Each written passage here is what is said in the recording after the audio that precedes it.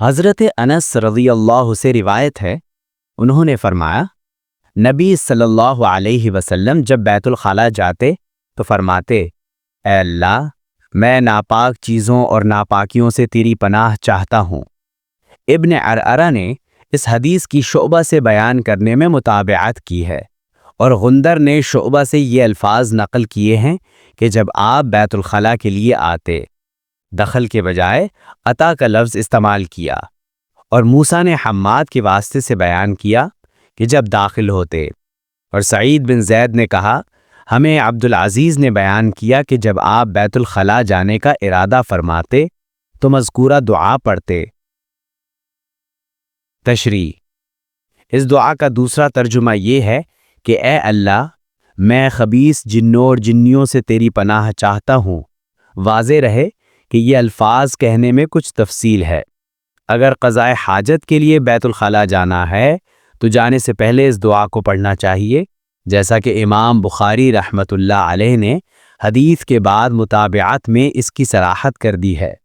نیز الادب المفرد میں بھی جب بیت الخلاء میں داخل ہونے کا ارادہ فرماتے کی صراحت کے ساتھ مذکور ہے۔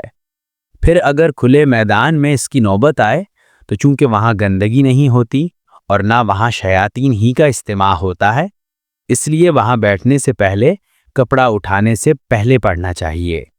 البتہ جب انسان قضائے حاجت میں مصروف ہو جائے تو دعائیہ کلمات نہیں پڑھنے چاہیے۔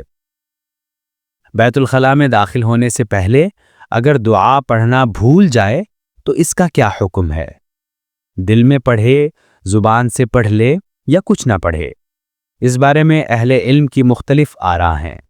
سیدنا ابن عمر، عبداللہ بن عمرو بن عاص رضی اللہ عنہما اور امام مالک رحمۃ اللہ علیہ وغیرہ قضائے حاجت کی جگہ ذکر کرنے کے جواز کے قائل ہیں۔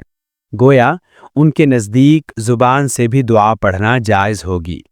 سیدنا ابن عباس رضی اللہ عنہما، عطا اور مجاہد رحمۃ اللہ علیہ کے نزدیک قضائے حاجت کے وقت اور جگہ پر اللہ کا ذکر کرنا ناپسندیدہ ہے۔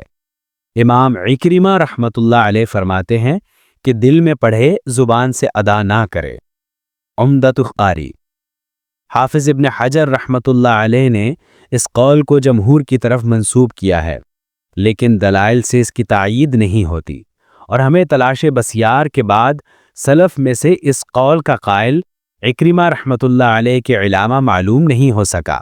ہمارے نزدیک راجح موقف یہ ہے کہ اگر بھول کی تلافی ممکن ہو تو باہر نکل کر دعا پڑھ کر دوبارہ داخل ہو جائے، ورنہ اسے بھول کی بنا پر معذور سمجھا جائے گا۔